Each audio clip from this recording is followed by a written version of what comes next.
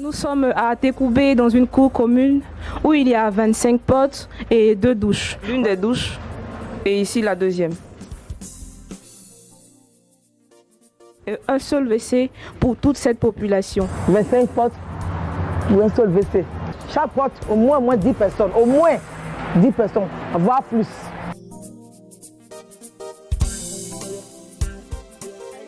L'assainissement du cadre de vie, la propreté dans les lieux publics et d'habitation sont une préoccupation pour les agents de santé communautaire, les pouvoirs publics et les organisations de la société civile.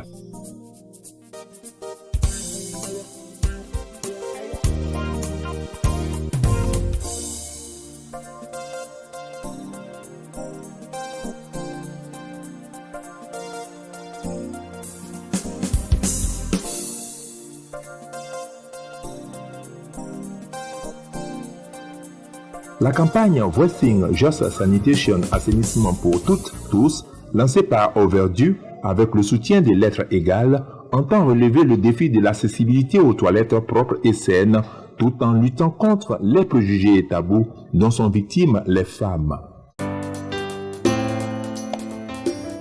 La présidente de genre, parité et leadership GEPALEF, Angèle Koué, relève plusieurs inégalités préjudiciables à la femme et à la jeune fille en Côte d'Ivoire. La question des toilettes en Côte d'Ivoire se pose en termes de plusieurs inégalités de genre. Inégalité du point de vue accès aux toilettes, inégalité du point de vue de l'économie autour de la gestion des toilettes et inégalité aussi du fait de plusieurs tabous liés à la culture africaine. Les rencontres et échanges avec la population concernée dans plusieurs quartiers dans les communes d'Abidjan ont permis de recueillir les témoignages des femmes. Moi, je m'appelle Zabrina Siratou. Siratou. Combien est-ce qu'il y a de toilettes ici? 3 toilettes. WC et 2 douches. Un WC, 2 douches. D'accord. Si on prend le côté des toilettes publiques, est-ce que quand vous y allez là, vous vous sentez à l'aise, vu que dans les toilettes publiques, les hommes entrent, les femmes entrent dans les mêmes toilettes? Quand tu rentres, un homme peut te surprendre là-dessus. Voilà, et puis c'est pas sécurisé. Donc si on peut faire pour spécialement pour les femmes. Dans notre école, là, il y a eu des bouchements de toilettes. Et ils ont fermé toutes les toilettes.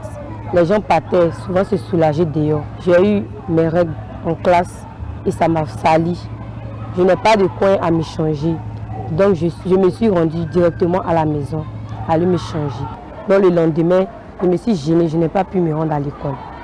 Les toilettes publiques sont très sales, dégueulasses.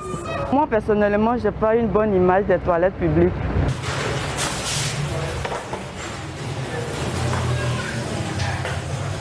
On n'a pas les toilettes des femmes, c'est les toilettes des garçons.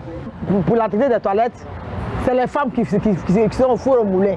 Là, on s'est dit que même si tu es venu, que l'homme est venu te trouver devant les toilettes, c'est lui d'abord qui doit passer avant que toi tu n'aies pas fait ton besoin et peut-être il est venu te trouver. C'est pas normal.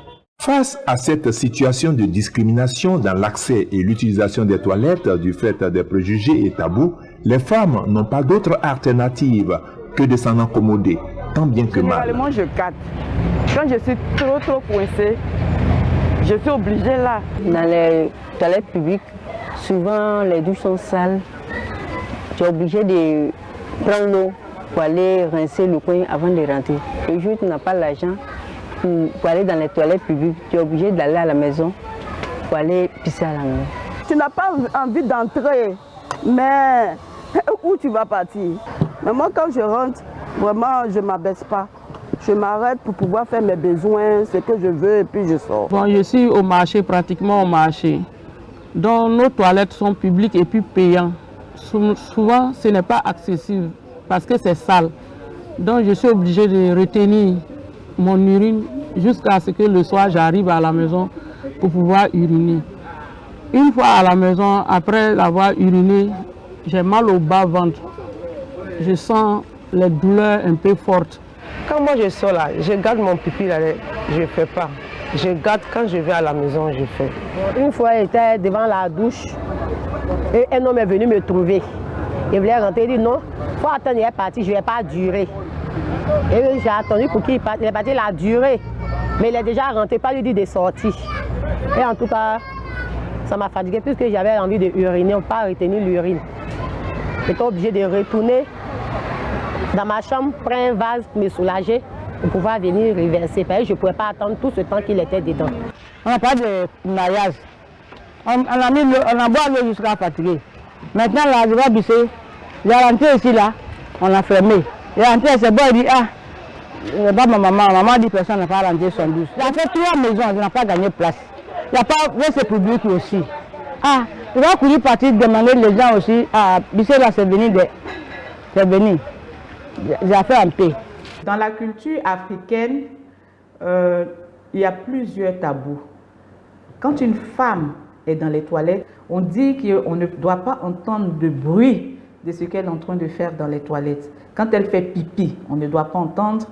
Quand elle fait des gaz, ça ne doit pas être audible. Quand elle sort des toilettes, on ne doit pas sentir d'odeur. Et monsieur était avec sa femme à une cérémonie. Les deux avaient envie d'aller à la selle. Le monsieur est passé devant tout le monde aller aux toilettes. Et quand il est revenu, il a demandé à sa femme de ne pas aller aux toilettes parce que c'était honteux que sa femme passe devant tout le monde pour aller dans le WC. Tellement d'inégalités, tellement de tabous. On a pris la latitude de passer d'abord, puis après, elles pourront gérer quand nous les hommes serons déjà partis. Si Kaka me sert, mon homme aussi est là, sincèrement dit, selon moi, il doit me laisser rentrer parce que c'est pas facile. Bon, c'est selon toi, mais qu'est-ce qui se fait? Dans les cours communes, on a tendance à dire que les hommes doivent passer avant que les femmes n'aient accès aux toilettes. Et après aussi, le passage des femmes, quand les hommes veulent rentrer dans les toilettes, ils disent que les toilettes sont sales, c'est pas propre, parce qu'une femme est passée avant eux. On dit si quelqu'un est dans la douche, tu t'es déshabillé, si on t'appelle, on ne répond même pas. Même si quelque chose va gâter là, la personne va s'arrêter pour parler, mais toi tu es dedans, tu ne peux pas répondre.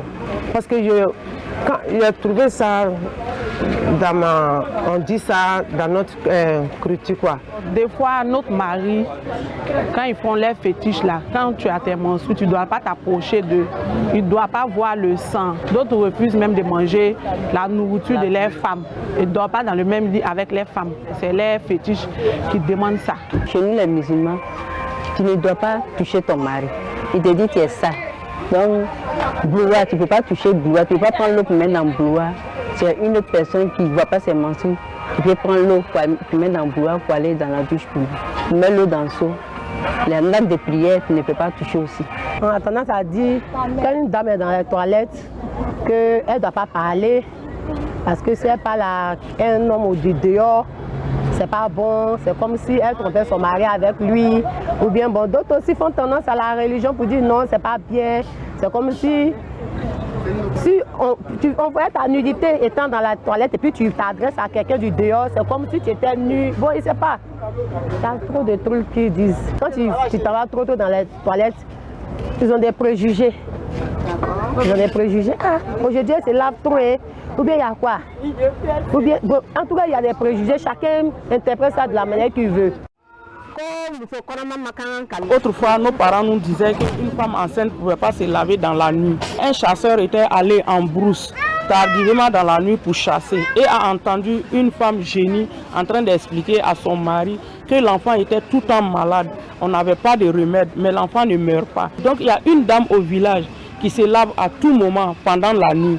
Donc elle va aller au village trouver cette dame et changer l'enfant. Le mari, ayant entendu les propos, a couru à la maison. Arrivé à la maison, trouvé sa femme avec le seau d'eau. Donc elle a renversé le seau d'eau et puis attrapé sa femme, aller à la maison. Lui dit de ne pas se laver cette nuit. Donc le lendemain matin, il a révélé le secret. C'est pourquoi traditionnellement, on dit aux gens qu'il ne faut pas qu'une femme enceinte se lave pendant la nuit. Sinon, les génies viennent pour changer les bébés.